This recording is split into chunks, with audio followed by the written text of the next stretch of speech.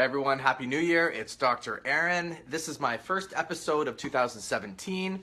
I didn't do one last week because I was getting ready for New Year's Eve.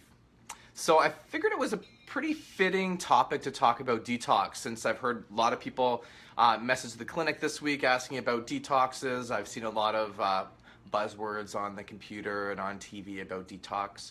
And I've even seen some articles talking about whether or not even detoxing is a thing, if you can even detox your body. And so what I thought I would do today is just give you guys a few of the more common detox diets or detox programs that are out there, talk a little bit about them, and then give you my own thoughts on detox programs. So the best time of year to actually do a detox or to do a spring cleaning would be during the spring, so when we transition out of the winter. So, you know, the dead of winter usually isn't the best time to do a detox, but because of New Year's Eve and New Year's resolutions, I think a lot of people are wanting to start the year off with a good start.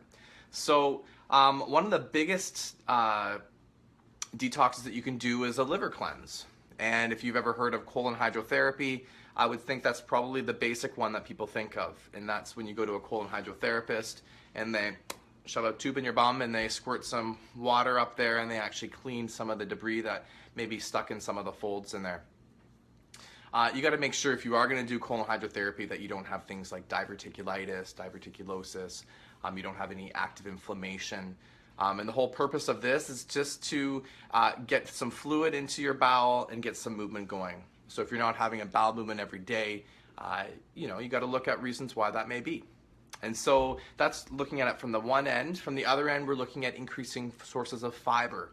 So flax seeds or psyllium seeds or psyllium husks can work really well at actually bulking up the stool. And then, of course, ensuring that you're drinking enough water. And a nice guideline for you to do is to look at your weight in kilograms, convert that to ounces. And so anywhere between 1 liter and 2 liters of water a day can be really good. You got to be careful. I mean, water is good, but too much water can be damaging for your body. So you got to make sure you're not diluting your electrolytes. And if you do get dizzy, if you are drinking too much water, you got to be careful of that. So that's the colon cleanse. I think a lot of people hear about that. Another one is the wild rose cleanse. And the wild rose cleanse is a mixture of some herbs that you take. There's some laxative effects, there's some kidney effects, there's some liver flushing effects. You can also do some liver cleanses that involve things like milk thistle and dandelion tea. And the whole purpose for these diets or detox programs is to get the liver to start to secrete. So our liver is one of the main excretory organs or eliminatory organs in the body, followed by the liver. And then our lungs are another area. If you've heard of the Master's Cleanse, Master's Cleanse is another one. Using a little bit of cayenne pepper with some lemon water, sometimes a little bit of maple syrup, and it's almost like a fast in a way. So you're consuming this little liquidy blend of water, maple syrup, cayenne pepper, a little bit of lemon. I did a juice cleanse this summer. So another cleanse that you can do is a juice cleanse. Cleanses basically are all about trying to lessen the body's work. So by doing a juice cleanse, you're reducing the workload put on your digestive system. Usually the juice cleanses contain a lot of vegetables and fruits. Hopefully a juice cleanse will have enough fats. They'll have a juice or two that will contain like an almond milk or some sort of fatty or protein in it. And those are good for people that have active inflammation in the gut. It can actually help reduce that. Also good for people that have a lot of sugar cravings is to do a juice cleanse. And I mean, I certainly can't do longer than 3 days of a juice cleanse. Some people can do up to a week. I say, hey, if you've got 3 days, it can't hurt to do a juice cleanse. There are a lot of local cold pressed juice companies, the Juice Truck, Crocodile Juice. There's a bunch of them in Vancouver that you can actually reach out for. Some people talk about doing saunas and infrared saunas, and you sweat like a pig when you're in those.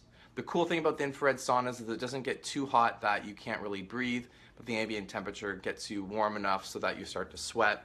You're not actually sweating toxins through your pores. That's not how you excrete toxins, but you do excrete electrolytes, and the sweating process does ensure that you have to drink a lot of fluids, so it helps to balance that if you are drinking lots of water.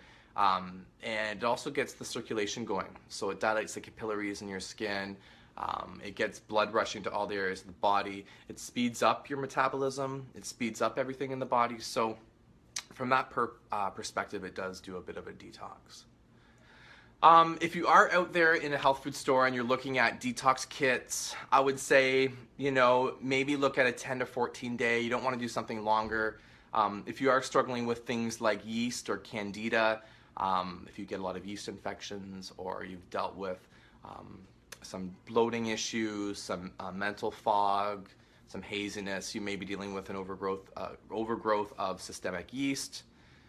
Of course, your medical doctor isn't going to say that you can do that, but you can actually have small populations of yeast, and so if you do have a problem with that, you're going to need longer than just 14 days for a detox program. The idea is you want to stay hydrated.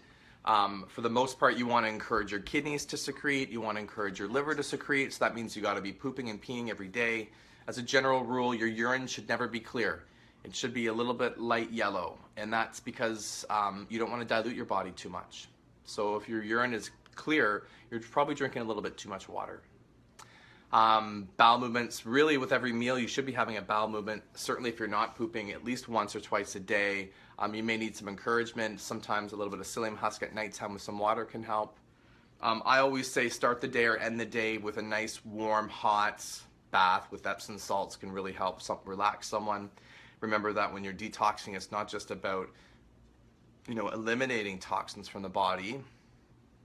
It's about de-stressing. It's about taking your mind off of that little hamster wheel that goes round and round. So yeah, so I want you to consider when you see detoxes out there, you can get them by teas. Usually they contain, like I said, milk thistle and dandelion. You can get them by sweating it out. You can get them by doing juices. You can get them by doing a fast. But you got to make sure that your blood sugar levels are okay. You got to make sure you don't have any major health concerns. If you are going to utilize heat in the form of a sauna, make sure your blood pressure is under control. Make sure that you don't have uncontrolled diabetes. And if you are struggling with some sort of mental condition or health condition that make it a little more difficult for you to follow a 14-day or 30-day program, please reach out to your friendly naturopathic doctor, and you can do that by going to the BCNA website, which is www.bcna.ca,